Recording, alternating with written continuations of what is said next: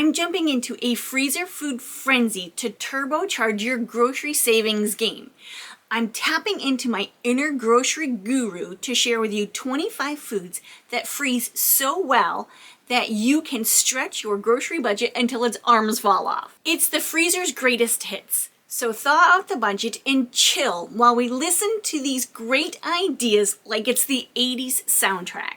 Hi everybody, my name is Sarah. Thank you so much for joining me today. I have for you 25 foods that freeze really well so that when you do find them on sale or you like to batch cook, you can freeze them and have food for much longer than you normally would if you didn't freeze them. I know for me that I don't really like to cook, so when I do cook, I like to make a big portion of it so I can put it in the freezer. Number 1, soups and stews. Now, I love doing any kind of soup or stew in the crock pot or the Instant Pot, or even a super quick chicken noodle soup on the stovetop. And I make extra so I can put it in containers and have it later on. Next is chili. Chili is my favorite. As a matter of fact, I got these really great little silicone sectioned off half cup serving size, almost like an silicone ice cube tray that you can portion out things, and it works so well for chili.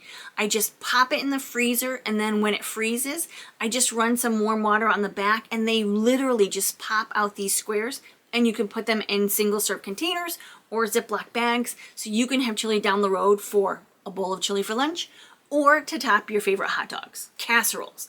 Now, a couple of different things that you can do with casseroles. You can freeze the entire casserole either pre-cooked or just put it together, and that way you can pull it right out of the freezer and put it in the oven directly from the freezer. Now, of course, it's going to take longer to cook if you take it from freezer to oven, but you can do it if you're strapped for something to eat. The next thing you can do, which is what I like to do, is I like to portion the casseroles out into serving sizes. It could either be a 4 serving size dish or it could be a 1 serving size dish. That way I always have food on hand. We love casseroles in our house, so casseroles out of the freezer are a perfect thing to pull out when, say, I don't feel like eating and my husband is starving. I can just pull out a piece of that casserole, unthaw it and defrost it, warm it up in the microwave, and he is all set. Number 5, meatballs. This is my mom's favorite thing to do. She buys a big chunk of ground beef when it goes on sale, and she batches the meatballs and she bakes them in the oven on a cookie sheet.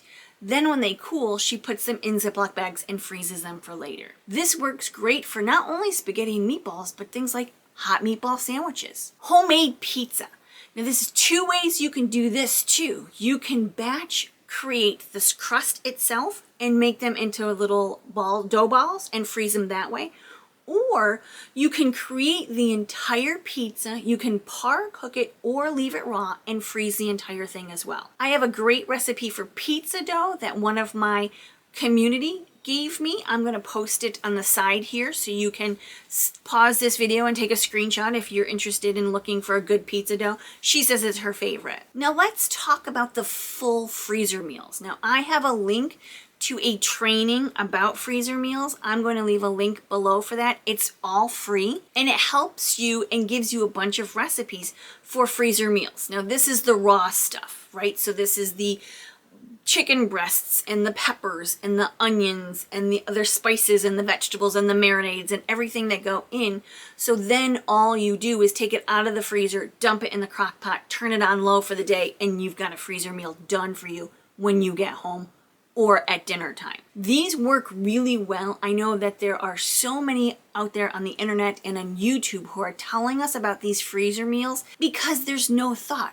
You put all of the effort in one day for the whole month, and you've got all of your freezer meals ready to go for your crock pot, for your skillet, for your Instant Pot, whatever your preference is. The freezer holds all of the meals all ready to go.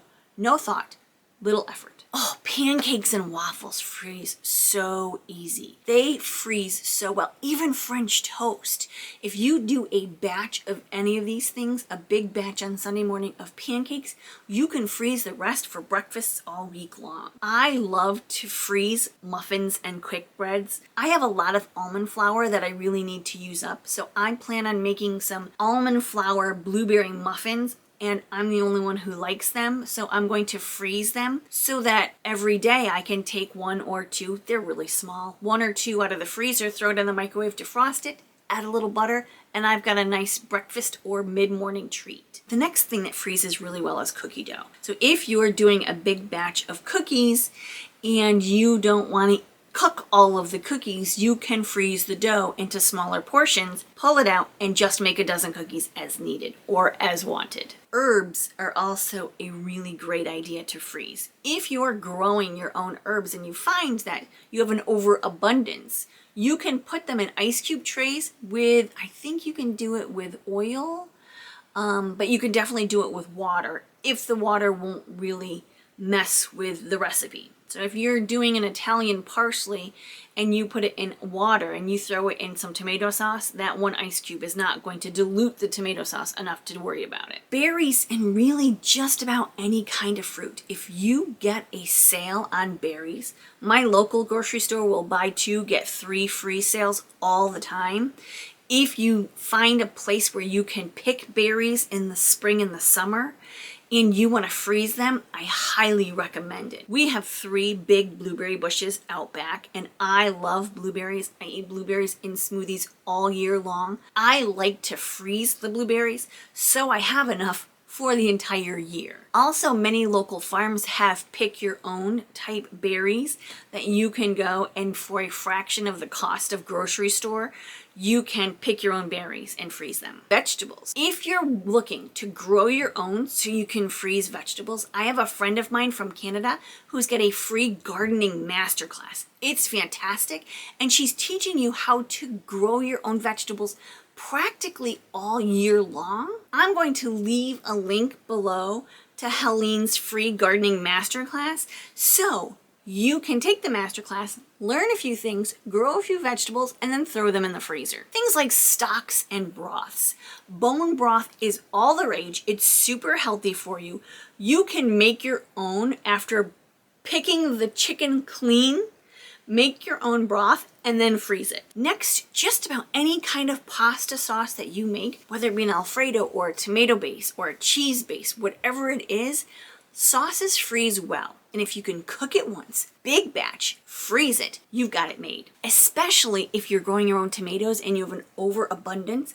Did you know that you can also roast any kind of vegetable you want, throw it in a blender, and it makes a beautifully tasty pasta sauce? Speaking of pasta sauces, also consider pesto. Getting the pine nuts and the basil and the oil and the cheese and making a big batch of that and freezing it. Now I want to talk about next a few things that if you find them on sale at a really good price, you can purchase large quantities of them, make them up, and then freeze. Things like butter. We all know in this past year, butter had a spike in price. It was ridiculously expensive.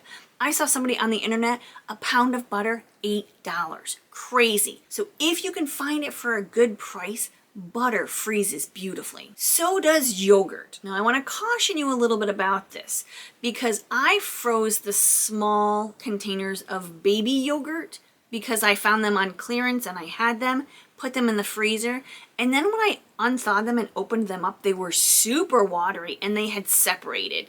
It didn't look very good. It tasted okay, but it didn't, and it smelled okay, but it didn't look very good. So we actually use those for smoothies. Just keep in mind when you do freeze some things, the chemical makeup may shift a little bit. Although they're probably just as good, they may not look the same. We freeze yogurt in the big tubs often. If we find them on clearance or on sale at a good price, we'll freeze them and they'll be just fine. The same goes for milk.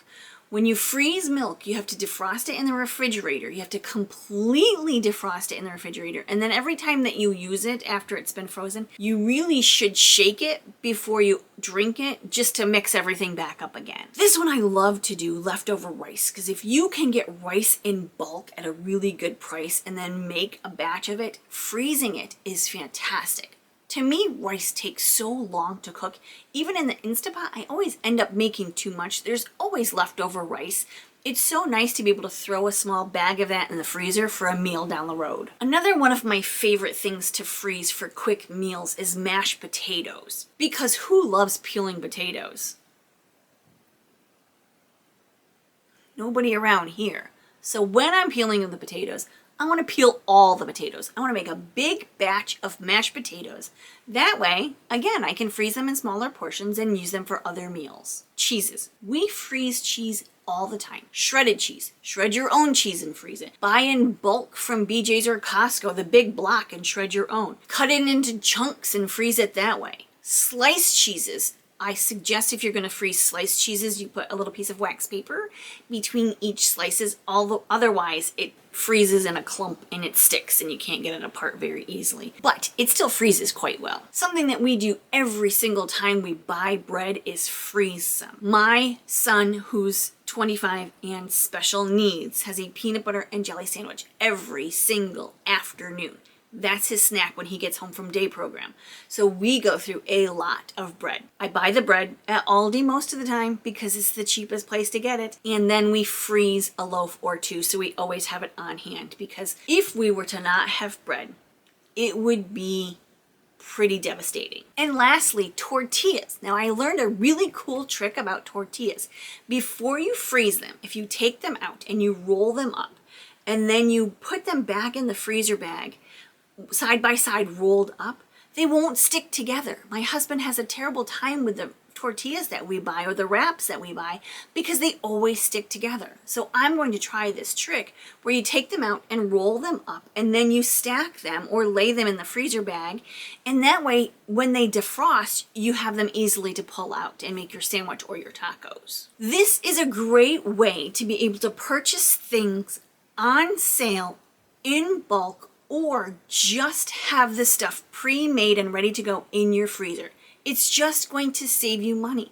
It's the smart thing to do, especially if, like me, you don't really care to cook.